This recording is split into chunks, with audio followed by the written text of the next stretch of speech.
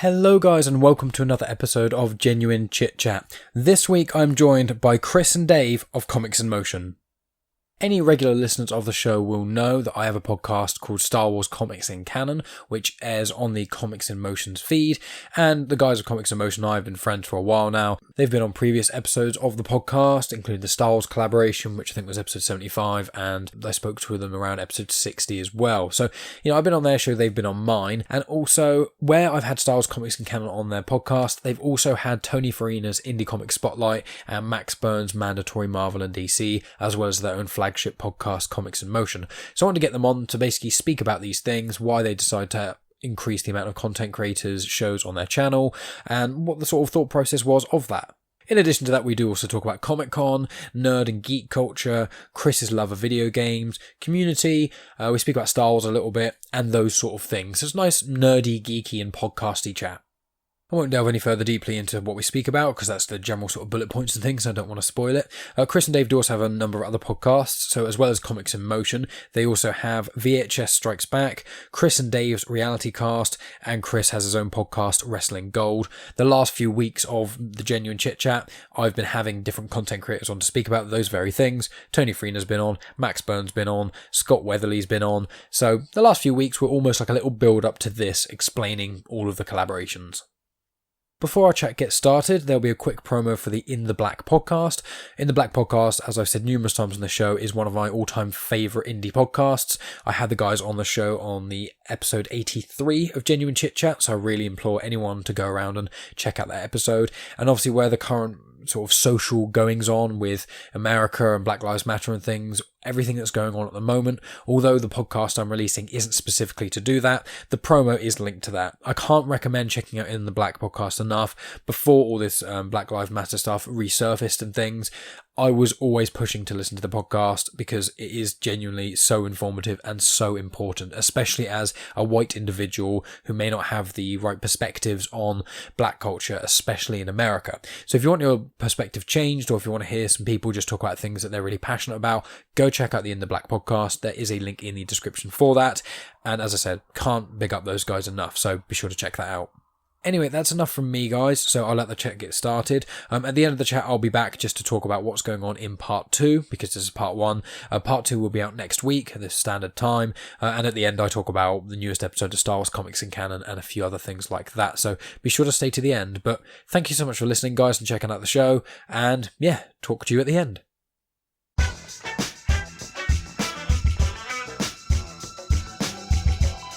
What's up, family? It's your boy Big O, Mr. In the Black himself, host of the In the Black podcast.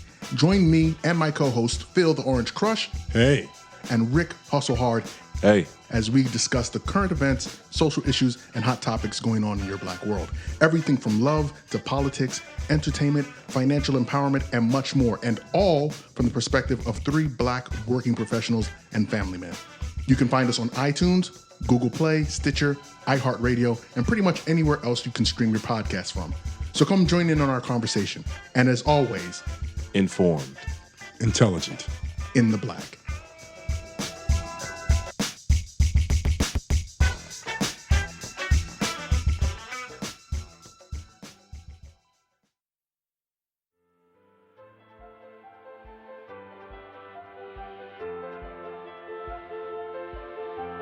Welcome to Genuine Chit Chat, where we have honest conversations with interesting people. And I'm your host, Mike Burton.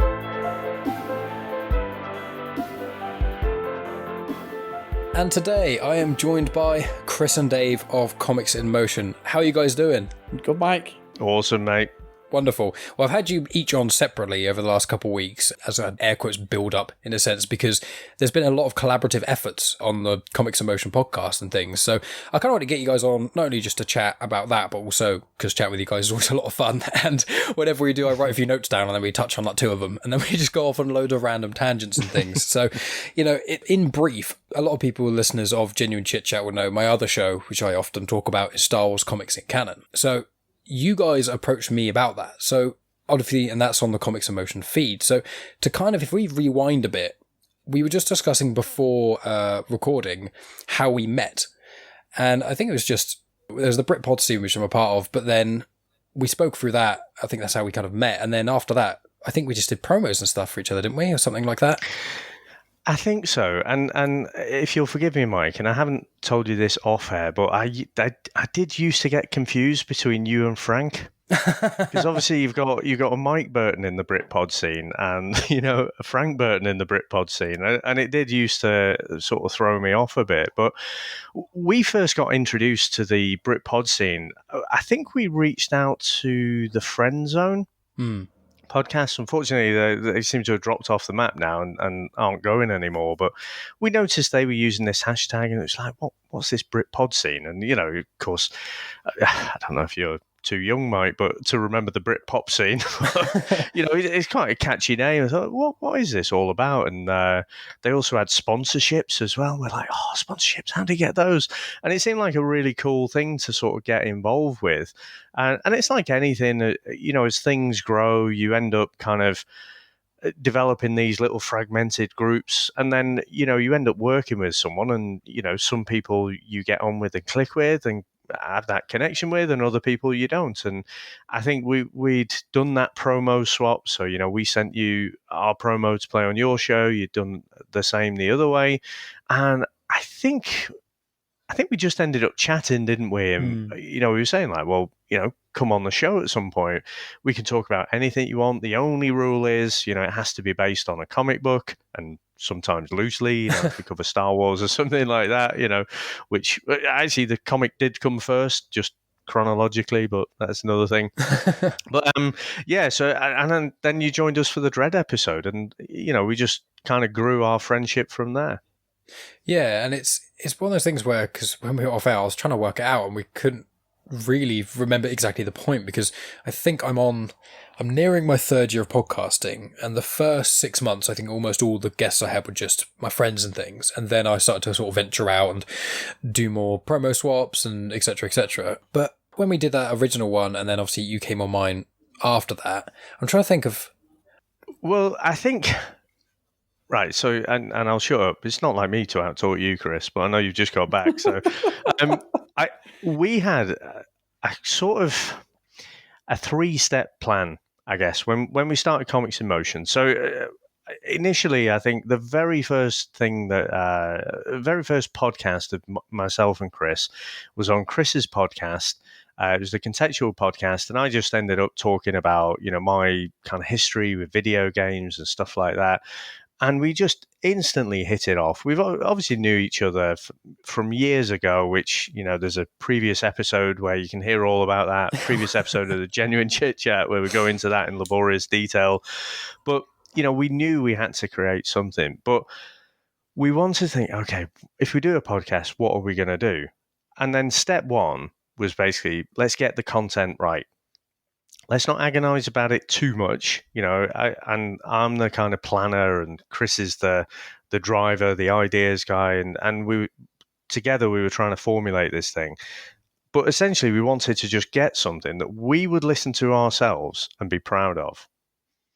And then the second thing we were going to try and do was to try and grow the audience. And then we thought, well, if we can get past step 2, step 3 is, can we actually monetize it? We would love to be able to make a career out of this stuff. We absolutely love it. And I guess you probably, or we started to collaborate somewhere in that step 2, where we were trying to get, different guests on, and just, it's good fun anyway, because just having guests on is a different skill to just mates chatting away about something. But yeah, it was definitely as part of that phase where we initially had that collaboration, if you like. Yeah, and so bouncing off that, then after we've collaborated and we've been speaking quite a lot on social media and things, and obviously you guys have been on the podcast, especially recently, a bit more, and then the next sort of step was you guys approached me about Star Wars comics in canon, not specifically Star Wars comics in canon. You kind of approached me, and well, if you want to say what your kind of thought process was of approaching me, and then we'll kind of bounce off that. Do you want me to say this one, Chris? Yeah. And this might be a little bit of a long one, but okay, so starting the story is Chris and I, hadn't spoken for 10 years or something, but we'd always got on really well in the band, and, it was always a bit of a running joke. If we start talking, that's it. We don't fucking shut up. But Yep. and so for the last, I don't know, what is it now, Chris? 2 years or something? It must 2.5 years, I think. 2.5 years, yeah. So we've just gradually got to the point very quickly where we're just talking multiple times through the week, at least, sometimes multiple points through the day. And a lot of it is just like brainstorming and thinking, okay, what can we do? And because we've got quite a deep friendship, we don't mind calling each other out as well. So it's not like, oh, yeah, that'd be a good idea. And then, you go off and then just forget about it. So we do challenge each other. But I think, was it late last year, we were talking, we have this graveyard of podcasts, as you know, where we've just tried different things and experimented with different things and what works and what doesn't work. And Chris and I were talking about, well, if we had a football podcast, we both love football, different sides of the East Lancs Road, but, fierce rivalry, but, obviously we're good mates and we can put that aside. And we were thinking, if you were to do that, it's got to be more than basically what everyone else is doing. It has to be more than just us chatting about football and giving our opinion, because you know what? Not only are there lots of free podcasts that will do that, and no one's going to pay a Patreon, because guess what? You can switch on Sky Sports News if you subscribe to Sky, or you can turn on Talk Sport on the radio. You can get that content 24 hours a day pretty much, and it's free. It's all paid for by advertising. So why would anyone listen to a podcast? And so we started to evolve this idea of like, well, what if it wasn't just, one dimensional? So if it was me and Chris, we'd be talking about a Liverpool and Manchester United rivalry and then commenting on, other things that were going on in the outside world, probably mostly the English Premier League, but then what's happening in Europe, stuff like that. No one would listen to a weekly podcast that would do that. And I think there's still new podcasts popping up where people think they're going to get a listener base. There's going to be like 300,000 downloads every episode, and we're going to make a killing. So we thought, well, if we had like daily content coming out, and it was from different people, different creators, because we've all got day jobs, then you could make that sustainable. And each person has their own individual show, and it has its own unique kind of listener base, which might not be someone else's listener base. But if someone subscribed to the channel, then they might just listen to it anyway. Certainly going to download it. So we started to craft this idea that, well, maybe if you have multiple creators on one feed, then you'll be able to grow quicker as that collective, as opposed to just, fighting against the whole noise of the rest of the podcast world. But then as we explored that idea, we thought, well, actually, you know what? A better place, rather than, again, discussing football. And again, you've got one of the most popular podcasts, football-wise, is like the Peter Crouch podcast. And you're like, well, why would someone listen to us when they can go and listen to amusing anecdotes of Peter Crouch, who's not only just an iconic sporting character, but he's got so many great stories. You're like, why would someone listen to us?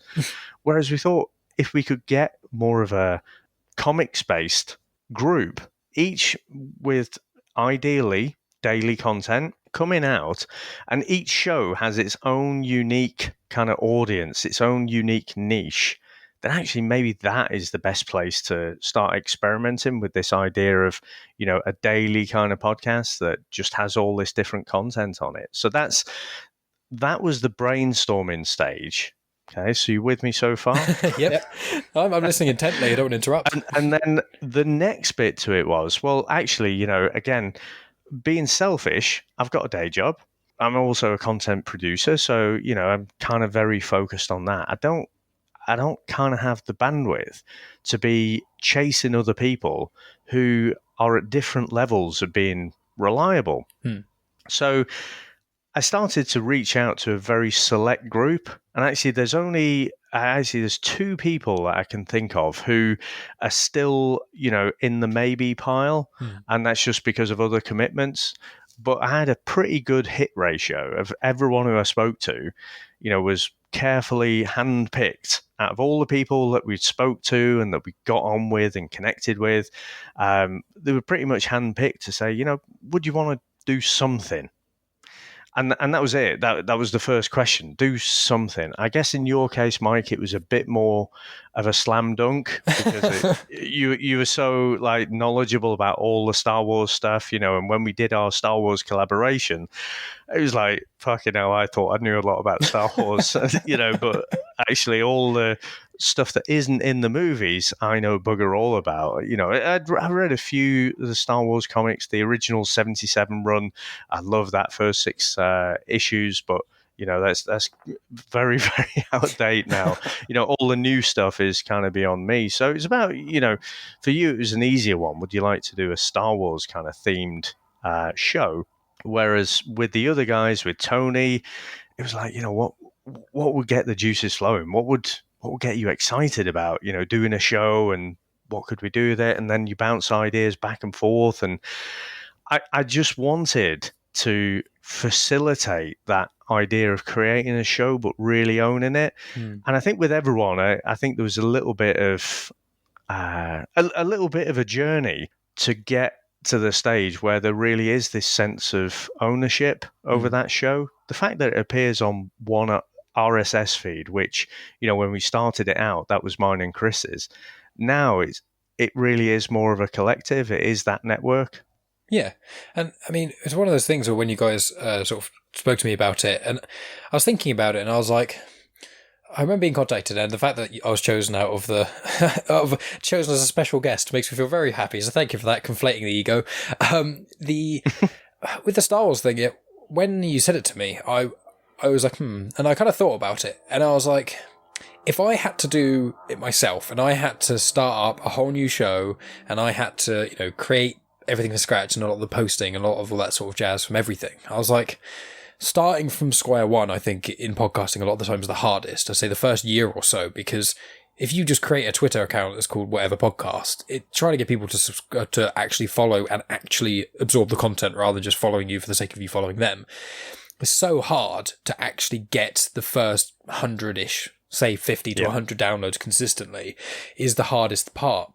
And then when you said about it, and I was like, I remember being really excited before I'd even made my mind up, because I was like, I get to just sit in a room by myself and talk about Star Wars for literally as long as I want. And I was like, that's all I want, and that's probably all my girlfriend wants as well, because at present it's just her, and I'm like, I can't go into the detail I go into on the podcast, because in the podcast I talk about the birth years of certain characters and how old they are in certain films, and then when they met other characters in other parts, and this background character who it doesn't really matter in this comic, but in this comic he coached, all that sort of stuff that realistically speaking, unless you're really, really into Star Wars, you don't really care about. And no one wants to have a conversation with me where I sit there in front of them and talk at them for 30 minutes about Star Wars, because they go mental.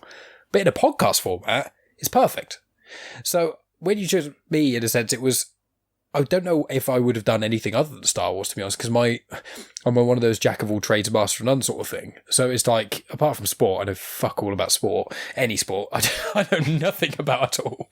So if you said you want to do a sports podcast, I'd be like, no, I do not, thank you. But I thought about movie podcasts and stuff, like before I started Genuine Chit-Chat. And I listened to a few different movie podcasts and things. And there's a YouTube channel called Cinema Sins that I really like. And they started a podcast. And I listened to it for about 6 months. And they got to a point where I was like, bluntly, I don't actually care about these two people's opinions, because they both are very similar with each other. And they're completely different to how I view a lot of movies. But with you guys, obviously, you guys got very conflicting things in a lot of ways, which is really good, and it obviously really helps for your show. But I was thinking, before I start my own show, I was like, I don't really want to do movie podcasts, because I would feel like a hypocrite in myself.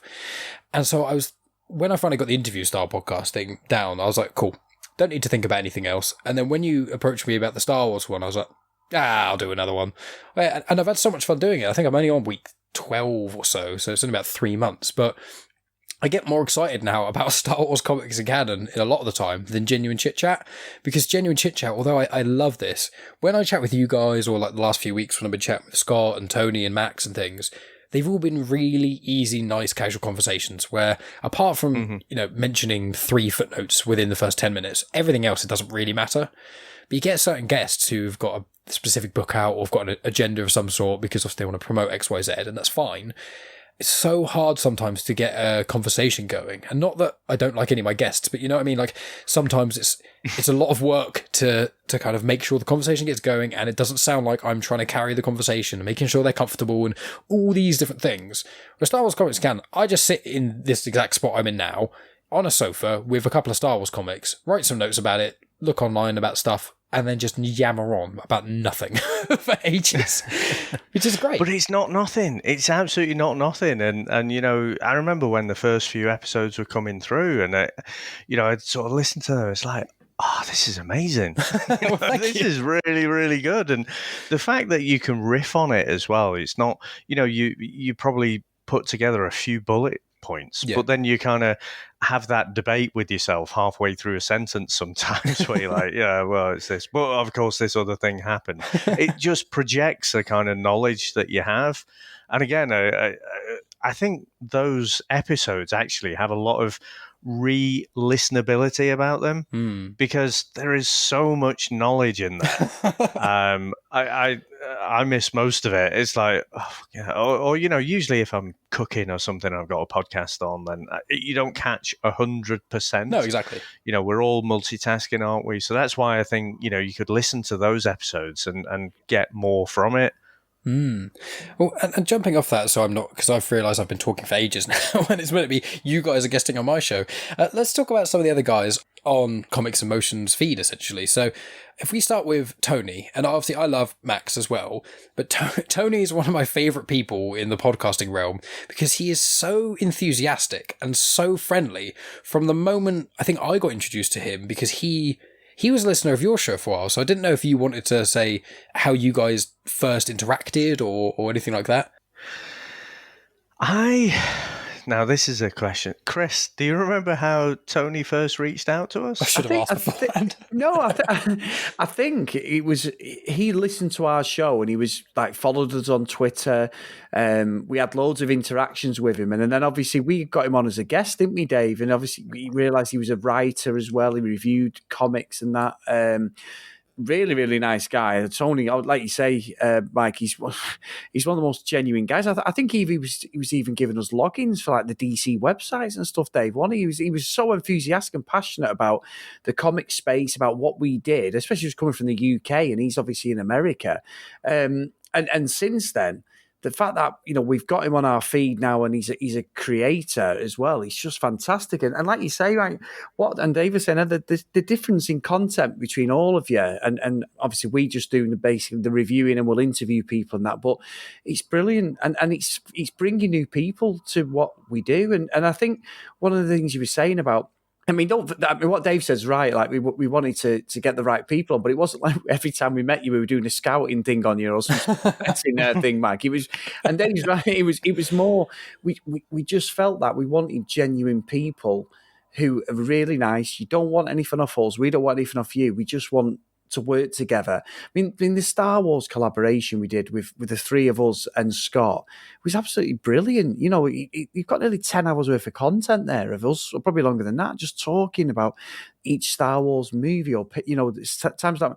And it's a running joke, Mike. You're like in my conversations when someone mentions Star Wars and someone will say to me, well, what's the they think I know about Star Wars? And I'm like, look, I've got a friend there, and if something doesn't make sense in the films, there's been a fucking comic. And don't say there hasn't, because there has, because Michael told me there has, and he knows everything. And honestly, I've mentioned your name so many times in just normal everyday life, because they think I know, and I know fuck all. And it was quite apparent, like, Dave knows more than me, and then somewhere else you're on that Mount Rushmore of Star Wars knowledge. It's just embarrassing thinking you know something and then just getting absolutely blown away. But I think with Tony, he's just so passionate about what he does, and his enthusiasm is one of his greatest traits, to be honest, because he's just so upbeat. I'm quite a cheery person anyway, and I'm like Dave said before, I'm the fucking bull in a china shop with anything. That's just my mantra. But Tony's just so down to earth, placid, everything. He's such a nice guy, and I can't speak highly enough of him, but then he's on the channel. But Tony was like the first one, I think, wasn't he, Dave, that he was like a super fan of the show in some respects.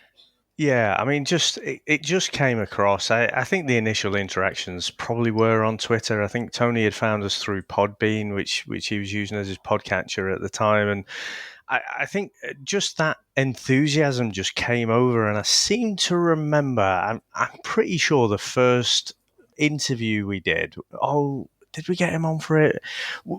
He suggested we do Speed Racer, Yeah. which is one of Chris's favourites.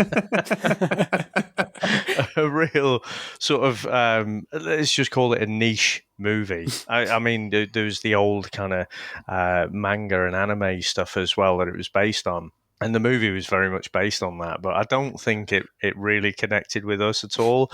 But, you know, so I think he'd suggested we do that because it was one of his favourites, and then we promptly tore it to shreds. But he was still so enthusiastic about it. He was like, cheers. And then I think we did Tank Girl as well, you know, and we'd invited him on. I think it was one of those, wasn't it, Chris, where it was just that raw enthusiasm. You just can't help but be infected by it. And so it's like, we need to get Tony on, you know, let's just get him on. And it's not like, you know, we're not a primetime radio station or anything. And so if it hadn't been great, then okay, we just wrote it off and that episode wasn't that great.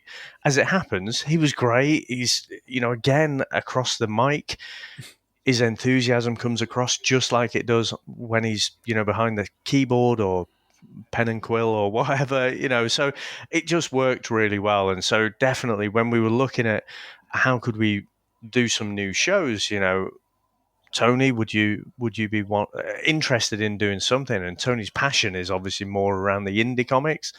So then that was pretty much, I think, the first show where we spun up.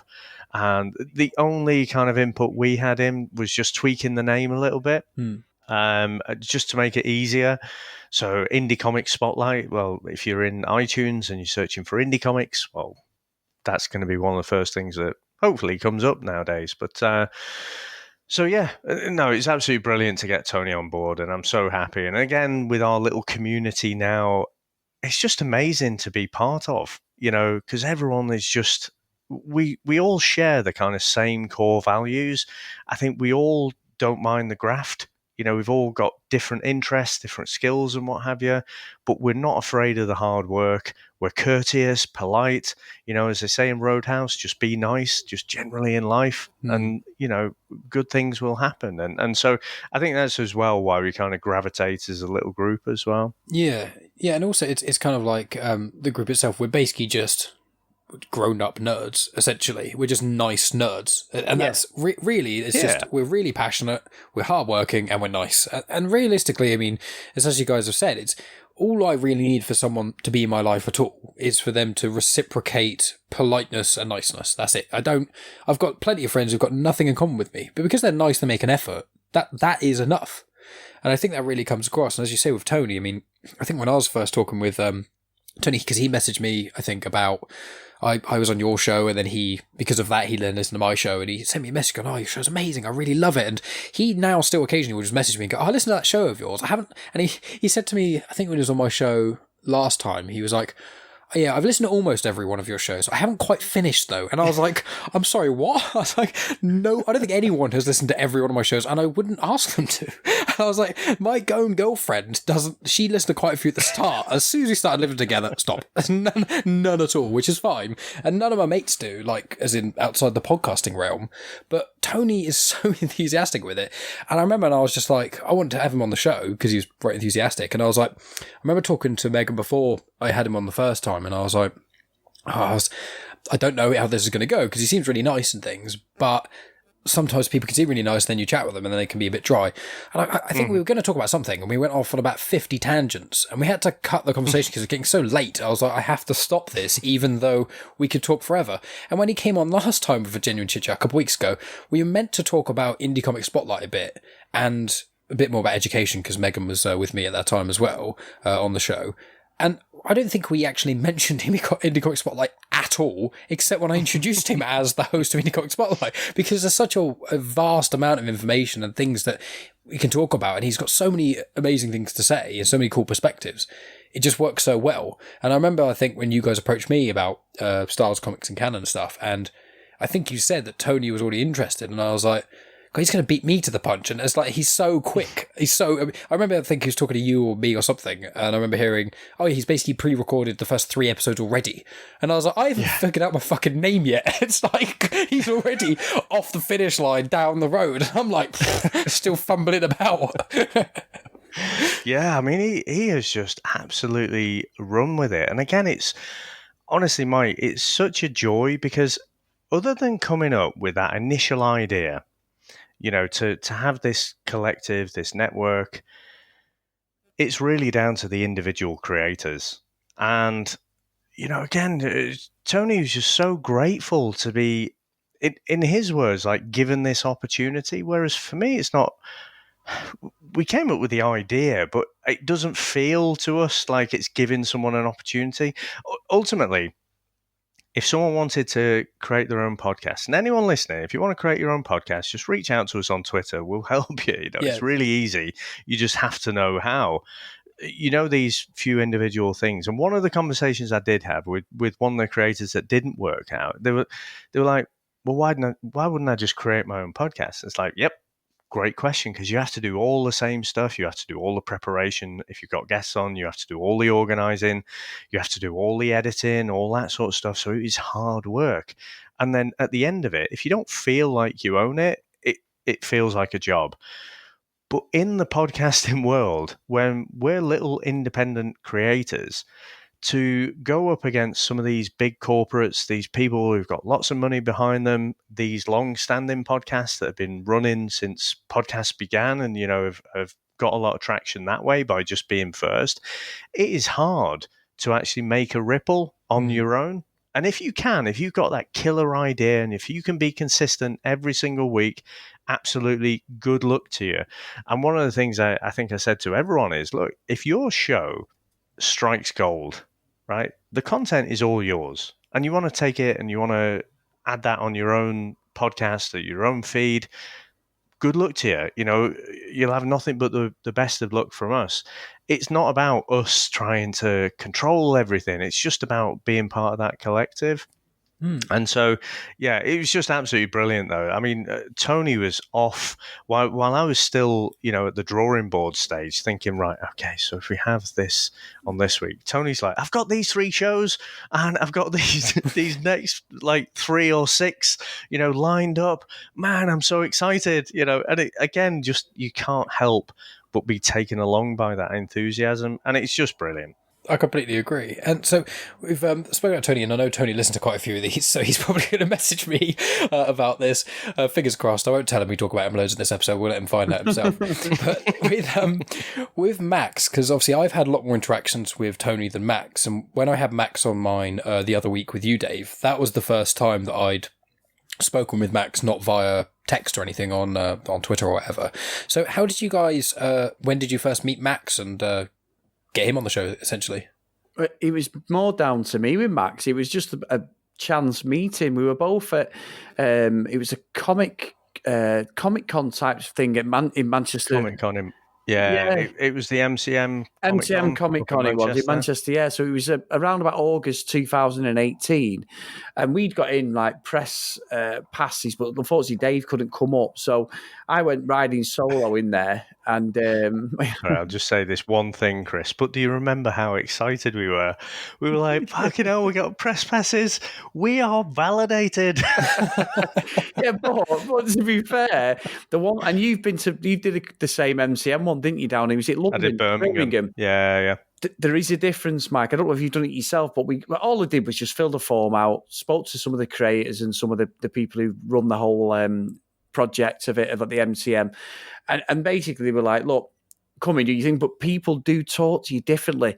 They see you with a press pass on, and I couldn't believe it. I was amazed. It was great to be a geek, but being surrounded by people who are more geeky than me and not giving a shit. I mean, I got on the train from where I live, and it's literally 10 minutes away to Manchester City Centre on the train, and I was was fucking surrounded by people dressed like The Walking Dead. We had a guy Negan there. We had a baby. We had all sorts. And at first I was like, what the fuck's going on? I was like, oh, hang on, they're going to the same place as me. And it was just nice to see people that in not even normal day life, but just people who were just stupid would take the piss.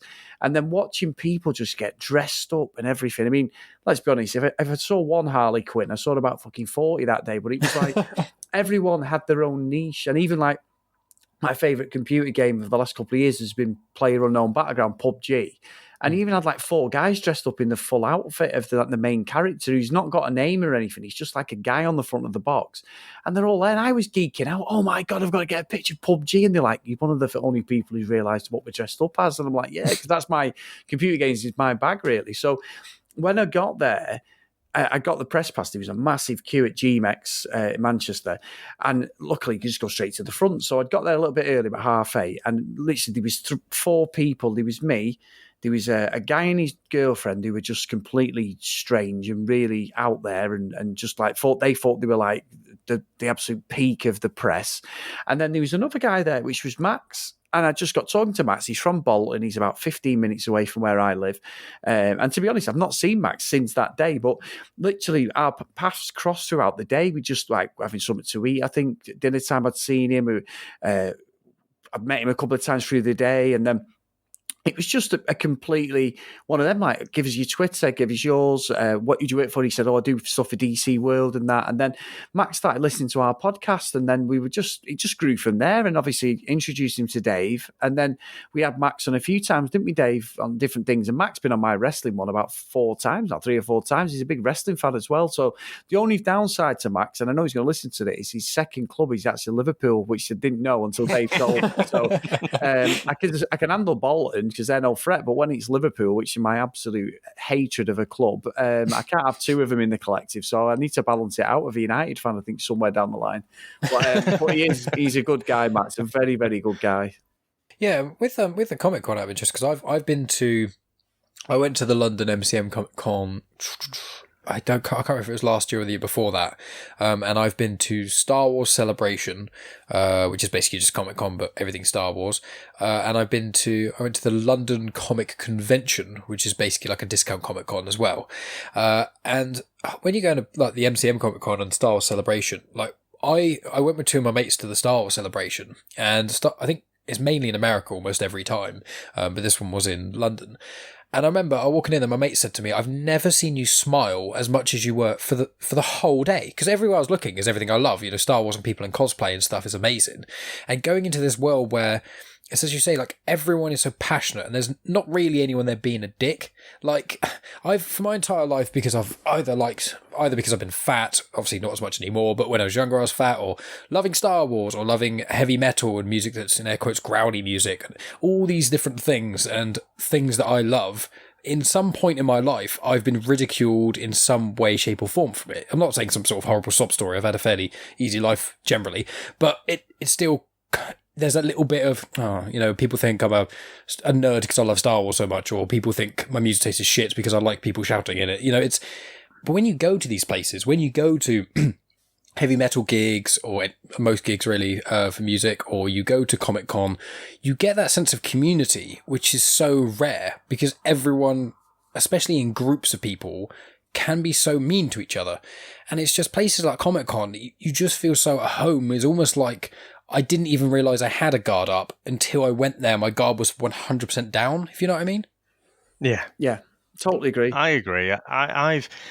So when did I start going? It's probably, 2010, 2011-ish. I hadn't really been to Comic Cons before that time. And I'm close to London, so, fortunately they're the bigger ones. And, just been impressed by the amount of time that people put into the cosplay and stuff. But also people are just so it's just a wave again of enthusiasm. There's so much negativity, just in general throughout the world, isn't there? But when you're in that same group, I mean, I do think, as nerds, we do get a bit snobby at times, don't we? Star Wars and fans are probably the worst, I'd say. Star Wars fans are the worst fans in the world. I think in recent years, since the sequels, I think they have kind of painted a bit of a target on their back as the most toxic fan base. But, again, that's kind of how much, it's driven from how much they love the originals. But yeah, it was just great to be immersed in that. And obviously you a lot of the cons are quite different. Some of them have more of a weighting towards the actual comics. So my local Comic Con, Bedford, they call it NICE because it originally started off in Northampton, but they focus really on the comics. So there's not much of the TV and media or games or anything like that. Whereas you go to the MCM ones, they're wanting to get the game stuff pushed forward. I don't know about your one, Chris, in Manchester, but there was loads of anime and manga, people dressed up as these Japanese characters like I'd never seen before. And, the London sort of the super Comic Cons that you have, a lot of those, you've got celebrities there and stuff like that, people from the TV shows and what have you. So there was an interview with the crew of Umbrella Academy. So Umbrella Academy had just dropped on Netflix and they were there. So there's a different kind of spectrum of the different cons, across that geek culture. But ultimately, they're just a lot of fun. Yeah, I agree. And I'd never been to one, to be honest. I've only ever done that one since. We chose to go last year, and I don't know why I didn't go. I think I missed the boat with getting the press passes or something, but it never came off. But I must admit, my main passion over anything, obviously we both love football, grew up for years, football will always be there as my number one hobby. But as a hobby as per se, is gaming. And like I used to go to all the midnight launches of everything. I literally go, and it was ridiculous. I'd have 4 hours sleep and then go, like, the new consoles are coming out this year, PS5 and an Xbox One S, Xbox Series X, sorry, and One X, that's the last one. And I was there day one for the PS4 and Xbox One, and I was there for the 360 day one, and I'll be there again with these. I mean, it's probably going to be slightly different. It's probably going to be an Amazon job, but I'm going to be throwing nearly £1,000 down on that. And it's just the fact, like you said, that it sounds ridiculous, but knowing that you're not out of place, like I get the piss ripped out of me. Now I'm 41 years old and I play games all the time. Before we were recording today, I'm playing PUBG on my PC. Before, I was playing Grand Theft Auto all afternoon on my Xbox. It's like that has been my passion since I was 4 years old. That is something that just escaped from realism. And my whole family, and I mentioned this before, I'm sure on your podcast, but my whole family play games. So like, every night we are playing Grand Theft Auto or FIFA as a family. We've got my 3 or 4 brothers. I've got my sisters, my daughter, my nephew. When we all have like one big team on, whether it's Grand Theft Auto or it's FIFA or it's Call of Duty, and it's that thing of being together, like, and I've got friends and that obviously play because my family's so big. You get with what you settle with, and I get a lot of people having a go because I won't go on my PlayStation then because I've got like clans on there. I should be playing on PUBG or Call of Duty with them, but the sense of being together and even queuing up for a computer game, and you've got like 30 people queuing up for a game or 150 for, let's say, Call of Duty or Grand Theft Auto, and knowing that every single one of them, every different shape, size, race, whatever, is a geek who loves gaming. It's very much like the comic stuff, and that's like what, for me, geek culture, it spreads across obviously gaming, comics, movies, whatever you're into. And I just love the fact that you're classed as different because you don't, I see it as you class as different because you don't conform to what people class as normal. I've had plenty of people say to me, you need to grow up, 41 years old, you're playing games. I don't give a fuck. My dad's 63 and still plays fucking Call of Duty 4 every single day. Like, I don't care what anybody says. If you were into something, whether you're into fucking crocheting, whatever you want to do, if you love doing it, you do it. And I'll be gaming until the fucking day I can't. It genuinely, you'll be putting I'm telling you now, you'll be putting a control pad in my coffin without a doubt. Because it's just, when you're into something and you're passionate, geeking in anything, for me, I just respect anybody who is happy to be themselves, and that's what it is for me. Yeah, I mean, I couldn't agree with you more. I mean, that was very eloquently put, Chris. I completely agree, and I've found, most of the people I know who are some of the best people I know are massive nerds. I mean, obviously, Tony and Max, and obviously the classic 20th century geek, Scott, who's, been on our respective shows quite a lot on things. they're obviously all geeks. I mean, Tony, when you first see what he's into, apart from the comics thing, you may think, oh, he doesn't seem like that much of a geek. But when you get talking about Jane Austen or novels or any of the stuff he likes, he is a massive literature nerd, and it's great. And I've said before on my show, one of my favourite things in the world is talking to someone about something they're passionate in, watching their eyes light up, watching their speech get quicker because they get so excited. Oh my God, I can't talk about how excited I am quick enough because that sort of thing. I love it so much. And when you talk to especially geeks, nerds, people like that, you really get that. And I just love it. Yeah, I was just thinking, very eloquently put, Chris, is not a phrase I hear very often. I chose my words carefully, that's why. well, all right then, fair enough. Fuck you, Dave, all right? That's it, Chris, I know. No, but you know full well, Dave, that anything, all joking aside, the original Comics in Motion as well, Mike, was supposed to be, we were going to do gaming reviews on comic stuff, but to be fair, a lot of the comic-based games are pretty shit. They're either fighting games, and there's a couple of good ones. Dave played quite a few of them on the PlayStation, and they're on the Xbox and that, but there's very few and far between. Like, there's an Avengers game coming out at the moment. It's a worldwide, an open-world version, online multiplayer, which, you know, they've got different people playing for, but with someone's got a very similar voice, and it's been shown and teased and stuff like that. But whether that's ever going to hit, I don't know. So it's very different to do as a crossover. But yeah, if you're passionate about something, it doesn't matter what it is. You just stick to it, don't you? I mean, we said this when we did VHS Strikes Back recently. We did Smoking the Bandit, our last episode. My favourite film of all time. I'm a massive petrolhead. I love American muscle cars more than anything. My whole room's donned with American muscle car stuff. You know, play Grand Theft Auto. Every car I got is pretty much a muscle car because I just wanted that. So these things you're into, isn't there, and different things that pique your interest. But like, it literally. And I think as well, the pop culture stuff for me as well is YouTube. YouTube is the best thing ever because I can start looking at. I love Las Vegas. I've like I said, I'm a jack of all trades, like you said before, Mike, master of none. But I love Las Vegas. I watch Las Vegas vlogs every day. I then go into car shows, then go into gaming stuff. Then since I got a gaming PC, I'm watching how to build gaming PCs, technical stuff. This runs at this runs at this. This company does it, and it's like. I literally can meander for 3 hours and I'm getting so much knowledge in of different things. And then you sound like you know what you're talking about. It's like, no, I've just watched fucking YouTube. You know, I'll go and do what you need to know. But it's there. It depends how much you want to learn. And I think every day I'm trying to learn something, whether it's to do with a game or fixing something. Like I've just been at my sister's we've just fixed the front wing of a car. Me and a mate of mine, he's actually a trained mechanic. But me and him have fixed it. And I went on YouTube how to do the wing. And that was it, right? I don't need that. And also, I use tools every day, so we fixed it. And it's like, that's amazing. I wasn't able to do it years ago. I just go on YouTube and Google. People think I know stuff about computers or networking and things like that. It's like, no, somebody somewhere has had the same problem with the same model, whether it's a router, a car, a computer, a PlayStation, an Xbox. It's how persistent you want to be to look. And I'm go OCD, and so I end up having a fountain of knowledge, but I'm not necessarily clever than anybody. It's just I go down a rabbit hole of having to find out a solution. Oh yeah, rabbit holes. I mean, that's basically one of the reasons I got so far into Star Wars and things was because when I was into Star Wars, like with Star Wars, the weird thing is the more content I absorb, the more intense I'm into it.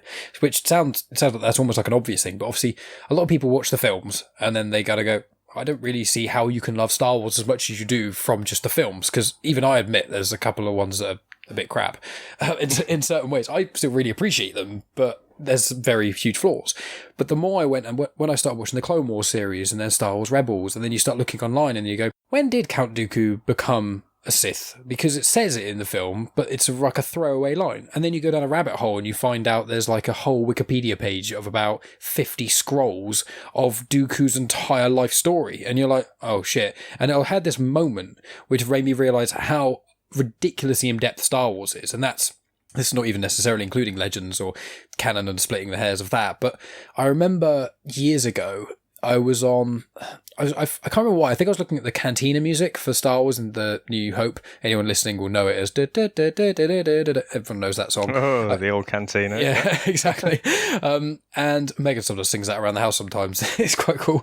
And I remember I looked online and there's every member of the band in the Cantina has their own name, and there's a fictional biography which is not the whole biography, but there's certain excerpts from this fictional biography of a character that plays an instrument in a background of a scene in a 70s movie for like on screen for like 1 second. And it's got his whole life story. And I remember looking at that and going, this is either the saddest or the coolest thing ever. And I think it's a little bit of both. But I just, you know what I mean? It's just when you get into that world, when you go down those rabbit holes, you get so wrapped up in it. And it's like, I can't really explain it to people, but it's just, I get such joy from watching Star Wars movies, absorbing Star Wars content. When I'm doing Star Wars comics in canon, I get so excited. I have to speak at a more reasonable pace. Otherwise, I'll be talking like this, and I'll be going, yeah, I'll only Star Wars. And it's just like, no, I need to pump the brakes a little bit. And that's what other people are like.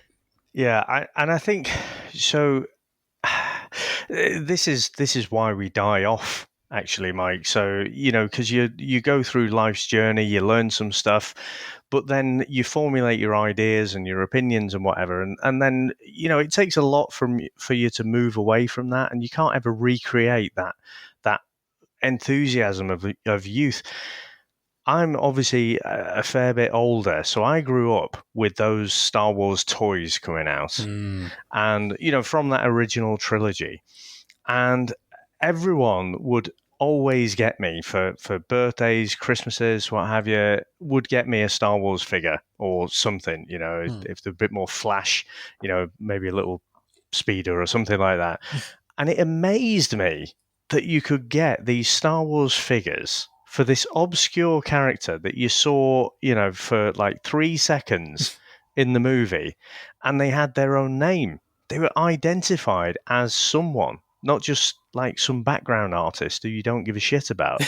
So that was my first indication that, like, wow, this is much bigger than what I'm actually seeing on the screen. And that's why I sort of started to formulate this opinion. And at the time, you know, I would say sort of before 12, you know, so about 50 years ago now. No, not quite that long ago.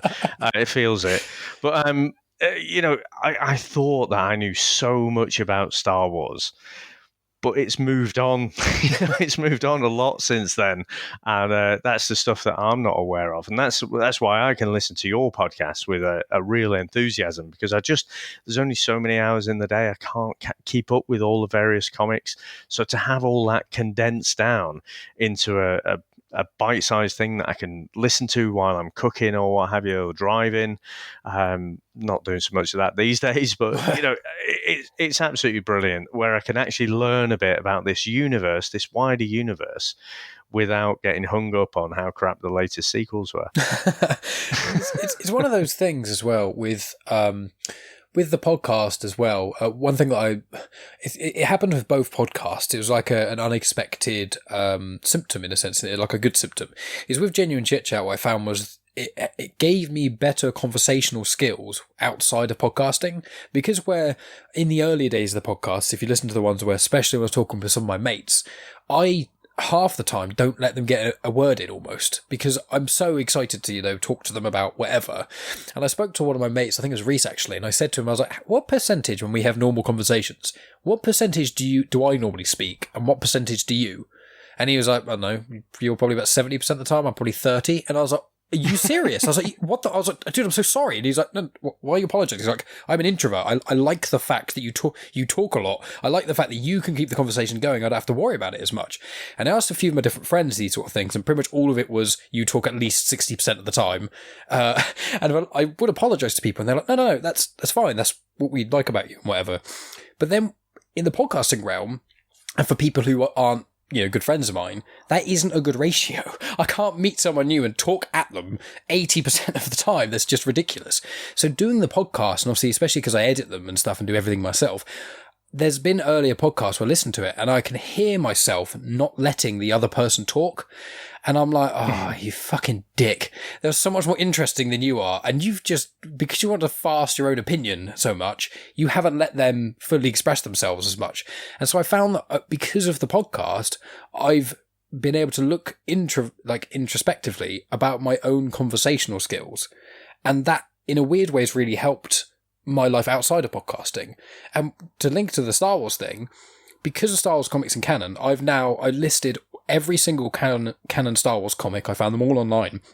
And I listed them and worked out which ones I had and didn't have. And now I think I'm basically 3 paydays away, because I order like 50-ish quid's worth of Star Wars comics each payday. 3 paydays and I'll have every single canon Star Wars comic. And wow. I wouldn't necessarily have done that. There's not as many as you think. There are a lot, but there's not quite as many as you may be imagining. But I wouldn't have necessarily delved into certain comics had I not had the show. Like there was a couple of comics I bought because I'm like, oh, well, this character's in this one, and they connect to that.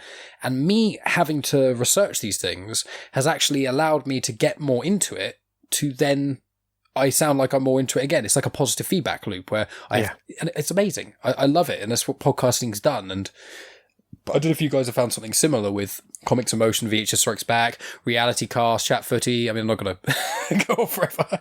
But have you guys found something similar, or? 100%. I mean, especially, again, we'll talk about the comics one, because that was where, we really cut our teeth, and then the other projects have been more experimentation. But I found, because you kind of know what you know, and you're generally comfortable, and unless you're studying for something, you won't go into any more detail. Whereas, when we started stepping through different movies, and we probably do about 80% movies, 20% TV shows, you don't just want to talk through the plot 100%. So you go and you do that extra research, and it's like, well, it does throw up things that you kind of, you didn't know before. And you're like, that's genuinely interesting. I'm glad I know that now that I know it. And you can talk about it and you can drop it into a conversation. So it does force you to learn a bit more about, whatever it is you're doing. And because I think in Chris and I's case, we don't compare notes before we talk. We basically say, right, we're going to review this. We'll record, at this time. And then we go off and do our independent research. And sometimes, it's like, oh, yeah, I knew that one. But other times, we'll find things out completely differently. So it's when it sounds like a genuine surprise on the show, it usually is. And so, no, it's been absolutely brilliant. But just before I hand back to you, what I would say is, I think I found the same thing as you did. And I think it's less so with the recording aspect of podcasting, but it's more the editing. When you hear yourself back speaking, some things jar with you. When you're going, and yes, and it's a very natural thing to do. And that's the end of part 1. Thanks as always for tuning in, guys. Part 2 will be out next week at the usual time. The conversation about podcasty stuff sort of continues. We speak about podcast production and editing a fair amount, including a major mess up that I did.